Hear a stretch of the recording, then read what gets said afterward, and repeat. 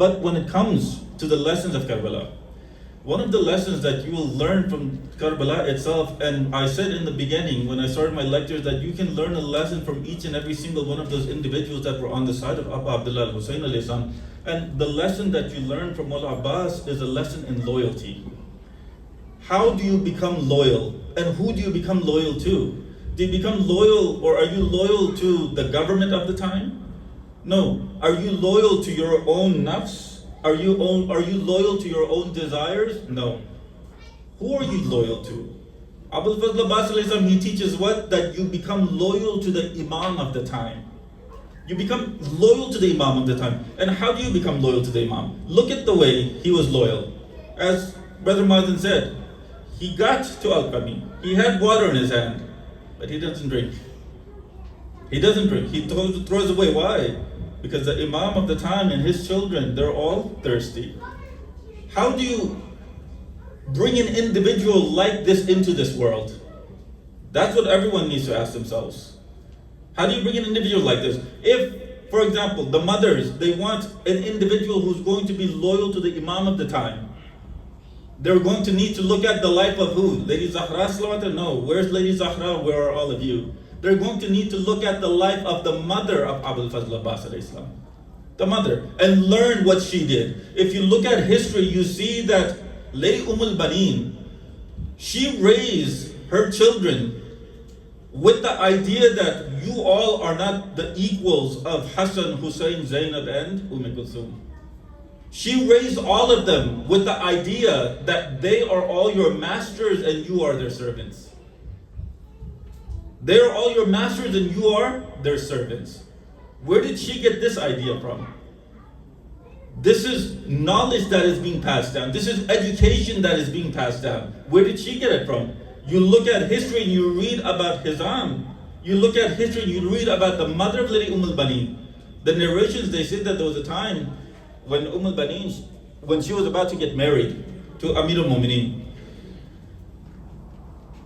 she's telling her mother a dream that she saw the night before. And she tells her mother, "Oh mother, can I tell you a dream?" Because her mother was a learned woman. Her mother was a learned woman and she was a poet in that era. And she tells her mother, "Can I tell you a dream that I had last night?" And she goes, "Yes, what was the dream?" And she says to her, "Oh mother dear, last night I dreamt that I was in the garden and I was looking up in the sky and I was thinking about Allah subhanahu wa ta'ala and I was seeing how bright the moon was. The moon was shining as if it was the 15th of the night, the middle of the month of the month. And all of a sudden, what do I see? I see the moon, it comes and it sits on my lap. The moon, it comes and it sits in my lap, and then I see stars, they come and sit in my lap." Can you tell me what the interpretation is? Hizam, he's waiting by the door. Why is he waiting by the door? Because Amir al-Mu'mineen, after the shahadat of Lady Zahra, Amir al-Mu'mineen has asked his brother Aqil to find someone for him. Not just anyone. Anyone that is looking to get married, the youngster especially, living in this society. Don't look at looks. The sisters, don't look at money. The Holy Prophet himself, he said, do not look at money. Why? Looks, they come and go. Money will come and go. But they tell you to look at what? The faith of an individual. Look at the faith of the individual when you're looking to get married. Why? Because if the faith is the same, it doesn't matter. When the looks go, they'll still stay together. When the money goes, they'll still stay together. Why? Because that marriage wasn't for looks, or that marriage wasn't for money. That marriage was for the sake of Allah subhanahu wa ta'ala. If the marriage is for the sake of Allah subhanahu wa ta'ala, then the marriage will last. No, if the marriage was for worldly benefits, then the marriage might last, might not last. Don't know. But look at what you can learn from Amir al-Mu'mineen. Amir al-Mu'mineen, he's the Imam of the time. Yes or no? Imam of the time. He knows the lineage of that era. He knows in which lineage there are heroes. He knows in which lineage there are warriors that were there. But what does he do? He tells his brother Aqil, "Aqil, you find me a lineage that has warriors in it." Why? Because I want to marry within those warriors so that they can give me a son. The woman can give me a son who himself will be a warrior. Amir al-Mu'mineen knows, but he's asking Aqil to find someone. Why is he doing that? Because Aqil, at that time, he was known as a genealogist. He was a specialist in this area. Amir al-Mu'mineen is teaching us what? When there's a specialist in a certain area, you go to them. You go to them. Imam Ali, he's an imam at the time. He knows better than Aqil. But because Aqil, he himself, he's a mu'min. Aqil, he himself, in that community, he's known to specialize in genealogy. Amir al-Mu'mineen asked him. 1, 2. The second reason, what is it? Aqil was older than Amir al-Mu'mineen. Aqil was older than Amir al-Mu'mineen. Do you see how even Amir al-Mu'mineen's marriage, the Holy Prophet, when he went to Lady Zahra with Amir al-Mu'mineen's proposal, what did he do? He told Amir al-Mu'mineen, Ya Ali, let me ask Zahra about this. Let me ask Zahra about this. When Aqil goes with the proposal of Amir al-Mu'mineen to the father of al-Bani, the father, what does he say? Even though this is Amir al-Mu'mineen's proposal coming, what does the father say to Aqil? He tells him, hold on, let me ask the daughter, let me ask the mother. This is a lesson for all the fathers. Especially some of the Indian Pakistani communities where they just marry them without asking the daughters, without asking how the daughter feels. Hatta maybe in some Arab cultures they do that too. But if they do that, that's not Islamic, that's just cultural. It becomes necessary to ask the two individuals, do you want to get married? And at the same time, living in this society, what do some of the Muslims do? Without telling anyone in the family, they'll run off and get married. Do you see how in Islam, there isn't that culture, there isn't this culture, but in Islam, there's something that's going to benefit every single individual. The problem with the way people get, one of the problems with the way people get married here in this culture is they don't look at what is the benefit that person is going to give me in terms of my religion. They just look at what benefit is this person going to give me in terms of my dunya, not my akhirah, and my dunya. That's it. And that's why you see even today that divorce is rising even within the Islamic communities. Because the Muslims, they're taking from all these sources. But Hizam, he's by the door. When al-Bani, she tells her, the mother about the dream. The mother, she says, this is a very good dream. She said, this is a very good dream, Fatima. What is the meaning of this dream? The meaning of this dream is pretty soon that there's going to be an individual who's going to be very famous in the Arabs. He's the one who's going to propose to you. And from that marriage, you're going to have one son who's going to look as beautiful as the moon. And you're going to have 3 others that are going to look as beautiful as the stars. As soon as she does this interpretation, Hizam, he's waiting by the door outside, he comes in and he says, congratulations. The mother, she goes, for what? For what? Aqil is over here with proposal from Amir al-Mu'mineen. For Amir al-Mu'mineen, for what? He wants to marry our daughter. The father, he's looking at the mother and he's asking her, do you think our daughter is ready to be a servant in the house of Ali ibn Abi Talib al-Islam? Do you think our daughter is ready to be a servant in the house of Ali ibn Abi Talib? Not a wife of Ali ibn Abi Talib. No, a servant in the house of Ali ibn Abi Talib al-Islam. And the mother, she replies, Hizam, I raised my daughter just so she could be a servant of that house. I have no doubt that she'll be a servant of that house. You look at Lady al-Bani, the way she went to the house of Amir al-Mu'mineen. How did she go? Look at what she learned from her parents. Before she goes, she tells Amir al-Mu'mineen, Ya Ali, I don't want you to call me Fatima. Why? Because the children of Lady Zahra, if they hear that name, I have a feeling that they're going to remember the mother and they're going to start to cry. I don't want you to call me Fatima. I want you to call me al-Bani. I want you to call me by that title of al-Bani. 1, 2. When they get married and Lady al-Bani is about to go in, she doesn't just casually go into the house. She asks everyone inside the house, Oh Hassan, Oh Hussein, Ya Zainab, Ya Kulthum, are you content with me to be a servant in this house? Not are you happy with me to be your mother.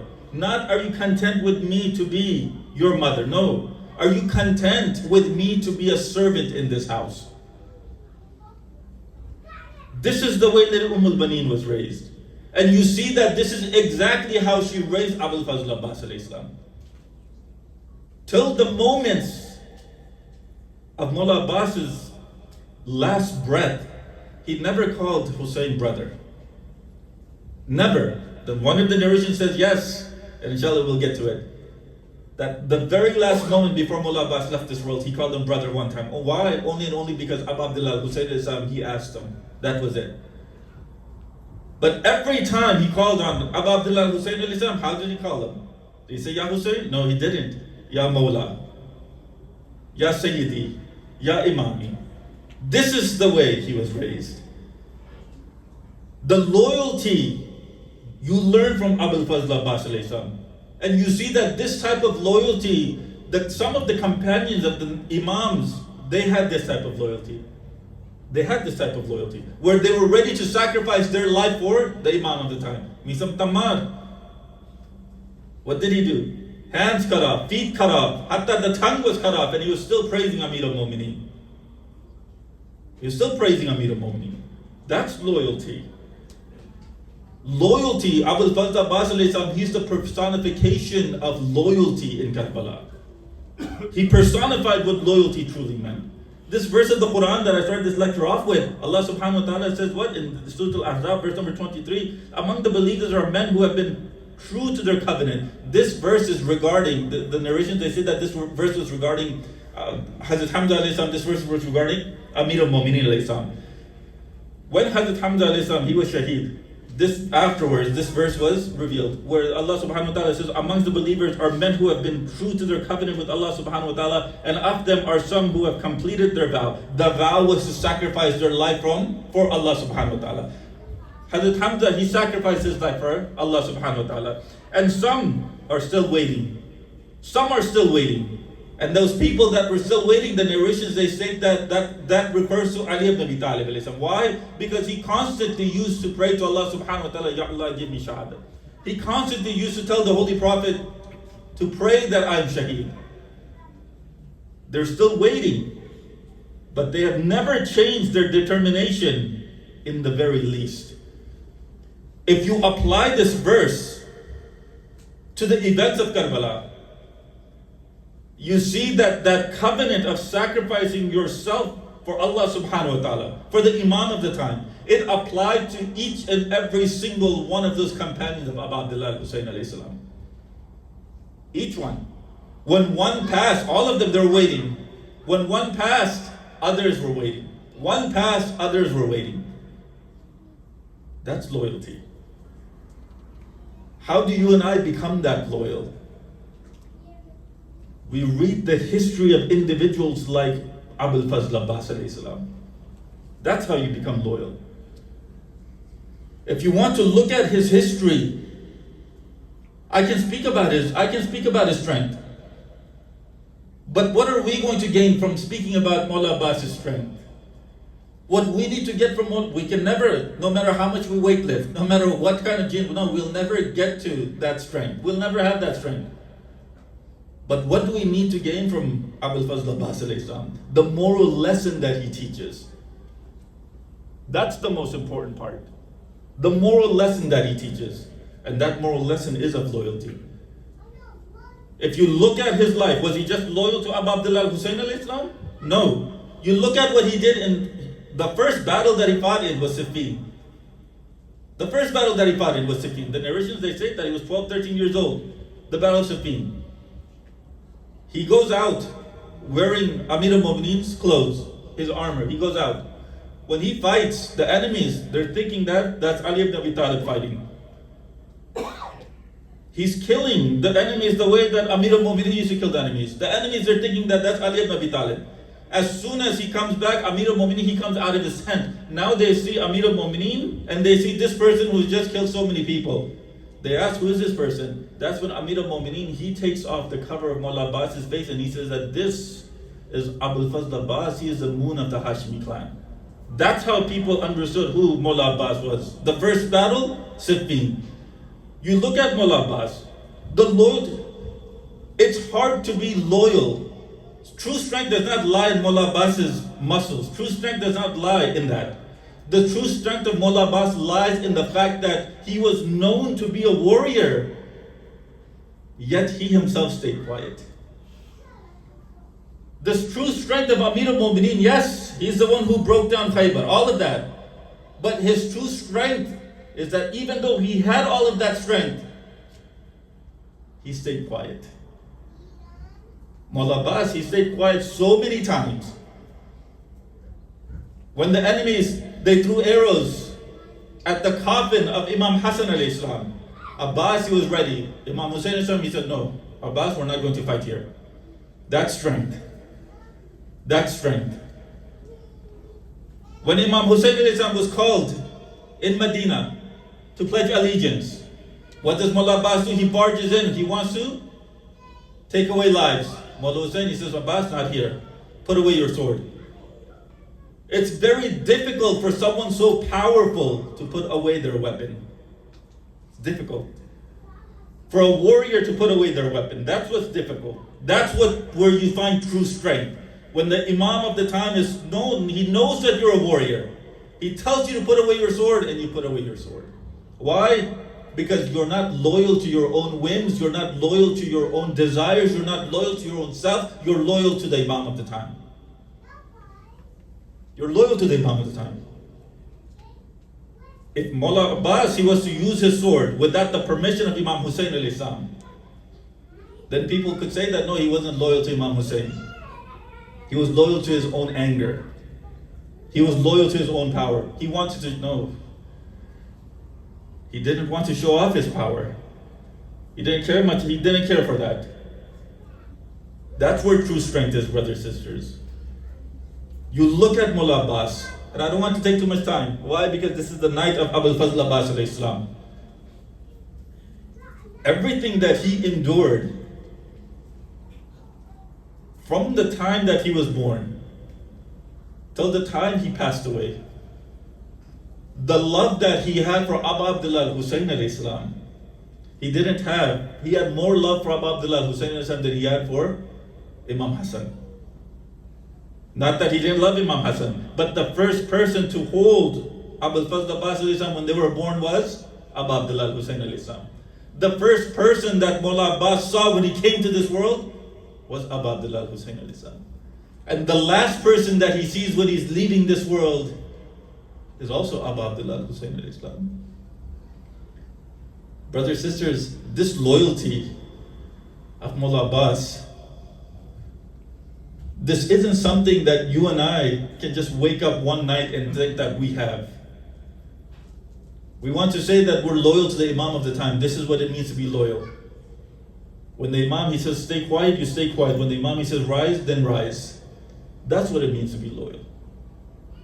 The masa'ib, the musibah of Abul Fazl Abbas alayhi salam, they don't start on the 10th of Muharam. They don't. When did they start? If you go back, the 20th of Ramadan, Amir al-Mu'mineen, he's called all of the children together, and one by one, he's telling them, now you do what Hassan tells you to do. Now you do what Hassan tells you to do. Now you do what Hassan tells you to do. All of them. But Abul Fazl Abbas alayhi salam, he's waiting by the door, but Amir al-Mu'mineen never calls him. When he doesn't call him, he starts to cry, and he goes into the room. When he goes into the room, al-Baneen, the mother, she asks, Abbas, why are you crying? He replies, mother, have I done something wrong? No, what happened? Amir al-Mu'mineen, he called all of the children, and one by one, he gave them in the hands of Hassan, but he left me by the door and he didn't call me. I want to know if I done something wrong. Baneen, she comes to Amir al-Mu'mineen and she asks him, Ya Ali, Ya Amir al-Mu'mineen, have I done something wrong, or has my son Abbas done something wrong? He goes, no, Baneen, neither of you have done anything wrong. What's going on? You called all of the children one by one and you put them in the hands of Imam Hassan. But Abbas, he was standing by the door and he's crying now. Amir al-Mu'mineen, he tells Baneen, go bring my son Abbas. She brings Abbas. When Abbas comes, Amir al-Mu'mineen, he tells Abbas, I want you to come here. Abbas, I want you to know, I didn't give you in the hands of Hassan. Why? Because I want to give you into the hands of Hussein. I was praying for a son to help Abu Abdullah al-Hussein alayhi salam in the field of Karbala. And you're the answer to those prayers, Abbas. Abbas, when he comes to Amir al-Mu'mineen, he puts his hand on the hands of Abu Abdullah al-Hussein alayhi salam, and he tells Abbas, I want you to remember that when Hussein is alone on the dunes of Karbala, I want you to sacrifice yourself. I want you to help him, and I want you to sacrifice yourself for my sake. Sallallahu alayka ya Rasulallah. Sallallahu alayka ya Amir al-Mu'mineen. Sallallahu alayki ya Siddiqatu Fatima. Sallallahu alayka ya Hasan al-Mujtaba. Sallallahu alayka ya Gharib al-Ghuraba. Ya Abu Abdullah al-Hussein. Brothers, sisters, it's Asra Ashur, it's the 10th of Muharam. Mullah Abbas, he hasn't been given permission to go out for battle. When all of the companions have been killed, Abu Abbas he goes to Abu Abdullah and he says, Ya Mawlai, can you give me permission to go and fight the enemies? Mawla, I'm tired now, I don't want to see these enemies like this. Mawla, they've killed all the companions. Abu Abdullah Hussein he says, Abbas, you're the standard bearer of my army. Abbas, you're the commander of my army. Abbas, he looks around and he says, Mawla, what army am I the commander of? Mawla, there's no more army left, there's only women and children left. Mawla, I can't stand to hear what's happening to the children of yours. Abu Abdullah Hussein he says, Abbas, if you want, you can go bring water for the family. Brothers and sisters, the narrations, they say that Abu Fazl Abbas, he goes towards the river. When he goes towards the river, he captures it. He puts water into the skin, but he wants to drink some of that water. As soon as he puts it towards his lips, he says to himself, Oh self, how can you drink this water when the children of Abu Abdullah al-Islam are thirsty? He drops that water, and when he was trying to make his way back to the tent, the narrations, they say that one of the enemies, they were hiding behind a tree. They sever Abu Bakr Abbas arm. He puts the standard, and then he puts the water skin in the other hand. Another enemy, they come from another tree, they sever the left arm. The narrations, they state that Abu Bakr Abbas, when he fell from the horse, after he fell from the horse, there was an enemy that hit him from the back of the head with a club, and Mullah Abbas, he falls to the ground. When he falls to the ground, the narrations, they state that when he tried to get up, an enemy, he struck an arrow in his eye. Mullah Abbas, he goes into a ruku position, and he had no more arms. Maybe he was trying to take out that arrow with his knees. Brothers, sisters, another enemy, he comes, and he strikes Mullah Abbas in the back of the head. Mullah Abbas, when he falls to the ground, that's when he calls out, Assalamu alayka ya Abu Abdullah.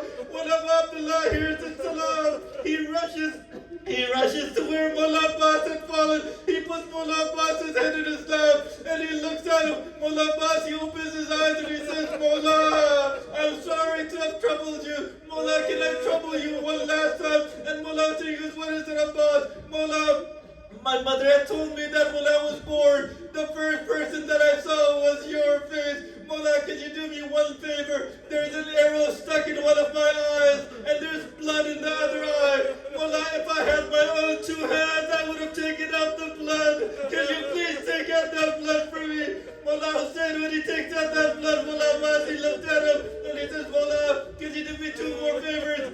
What is it about? Mullah, I had promised Ruqayya that I would bring her water. I don't have any water for her. Can you leave my body here by the river and not take it back? Mullah, can you do this for me? That's when Abu Abdullah Hussein he asked, Ya Abbas, what is your second wish? Mullah, when the people come for ziyarat, I don't want them to go empty-handed from this place. Mullah, can you make sure to do something for that? That's what Hussein, he says, Ya Abbas, you will be known as Babul Hawa'id. When people come to you, you will be known as the door of Hawa'id. Mullah Hussein, when he says it, when Mullah Abbas breathes his last breath, that's when Mullah Hussein, he says, Ya Abbas, now my back has been broken. Ya Abbas, now the enemies, they're rejoicing because of what happened to you. Brothers and sisters, the narrations, they said that Abu Abdullah al-Hussein alayhi salam, he went back with the standard of Abbas Abbas. When Ruqayya, she sees that standard. When Sakina, she sees that standard. She thinks that that is her uncle Abbas coming. But when she sees that that's her father Hussein, she asks him, Ya Abati, Aina Lammi. Oh father dear, where's her uncle? Where's Abbas? Zainab, she comes out of the tent. Hussein, he picks Sakina up and he says to her, Oh Ruqayya, oh Sakina, your uncle has been martyred. The lady Zainab, she used to think when Amir al-Mu'mineen told her, Ya Zainab, there's going to come a time when the enemies, they're going to put ropes around your head and they're going to bring you to Kufa. Zainab, at that time, she told Amir al-Mu'mineen, how will this happen to me when I have a brother such as Abbas? Now that Abbas has been martyred, now Zainab, she knows that she is going to be a captive. Zainab, now she knows that they're going to put ropes in her head. Zainab, now she knows that they're going to drag her to Kufa. When she goes back and she tells the people, Ya Muhammad, Ya Ali, Inna lillahi wa inna ilayhi raji'un.